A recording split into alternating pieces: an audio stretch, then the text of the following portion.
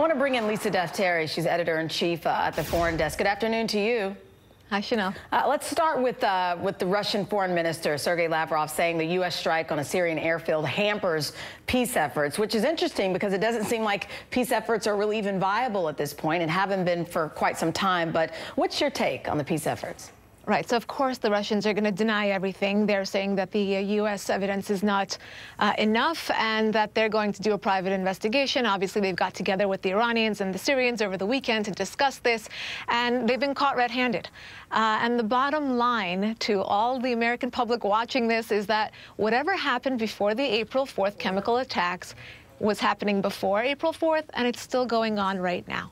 So it's really a wake-up call to all of us. Whether it's a nonpartisan issue, it's a humanitarian crisis. For 7 years, we've turned away, and now what is the right answer? And that's what I think a lot of people, whether it's Washington and the Trump administration, whether it's the Democrats who are pushing and questioning Trump on his Russian involvement, what is the right question going forward, and what's the best move for our national security, for the Syrians and the children and the civilians that are caught in the middle of all of this?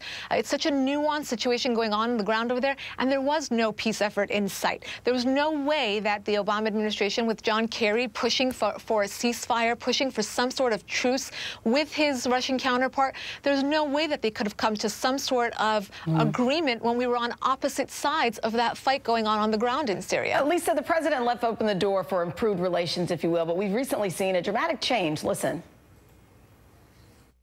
Right now, we're not getting along with Russia at all. We may be at an all-time low in terms of relationship with Russia. This is built for a long period of time. It'd be a fantastic thing if we got along with Putin and if we got along with Russia. And that could happen, and it may not happen. If we zoom in on the Russia issue here, a complete 180, it almost feels like it's an intentional effort, some people believe, to deflect from the Russia collusion narrative. That headline almost dropped off the front pages after all of this. What should we take? Right. So on the one hand, journalist to journalist, Chanel, you know that the American attention span, especially in the media, is very short. So, yeah, that's happened. It's definitely become, backseat to everything else going on. But is this political theater? Perhaps. But is it also, could it be, taking into account all the other foreign policy changes that we've seen with the Trump administration regarding NATO, coming out regarding North Korea? This week I reported on the U.S. putting sanctions again on Iran, but focusing on human rights and their prison system. So, again, a slap on the wrist for the Chinese. He walked back a lot of that very harsh rhetoric from his campaign. Could it be that reality is dictating policy? Perhaps.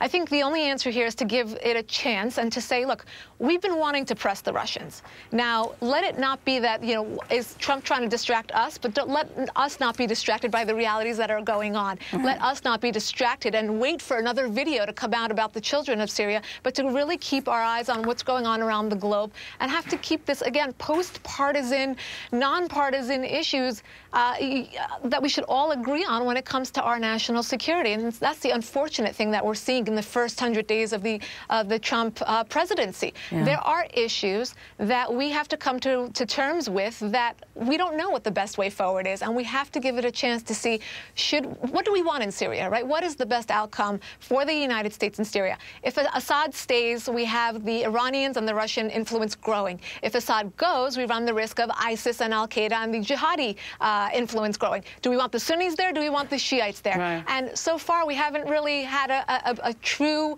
stand in either direction. Yeah, I have a feeling a lot of Americans watching don't know the answers to those questions. That's just why we have the folks in Washington. Lisa Daftari, thank you for talking with me today. My pleasure.